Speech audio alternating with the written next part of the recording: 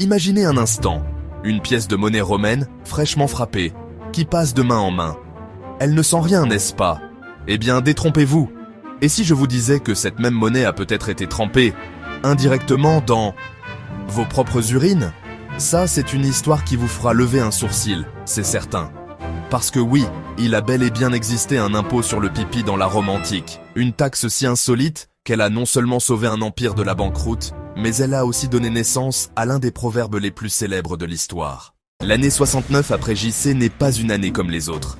C'est l'année des 4 empereurs, une période de chaos absolu.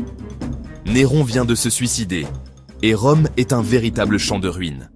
Le trésor public, il est aussi sec qu'un papyrus oublié au soleil du désert. C'est dans ce contexte de crise que Vespasien, un militaire au parcours impressionnant, mais sans fioriture, monte sur le trône. Il va instaurer l'impôt le plus insolite de toute l'histoire romaine, la vectiga lurina, littéralement, la taxe sur l'urine. Alors, pourquoi diable l'urine valait-elle son pesant d'or à l'époque romaine? Ils avaient observé que l'urine, après un certain temps, fermentait, et cette fermentation libérait un composé magique, l'ammoniac.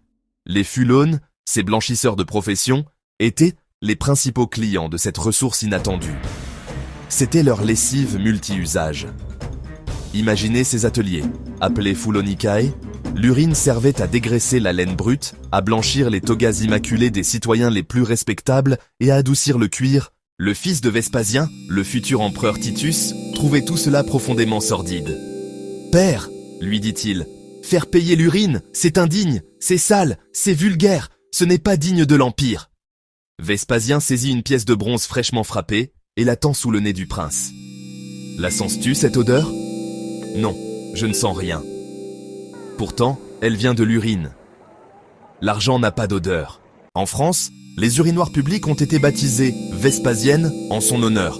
Aujourd'hui, des startups innovantes récupèrent l'urine lors de grands festivals pour la transformer en engrais bio. L'économie circulaire n'a pas été inventée par les écologistes du XXIe siècle. Elle a été mise en pratique par un empereur romain. Alors, la prochaine fois que vous entendrez « l'argent n'a pas d'odeur », vous saurez d'où elle vient.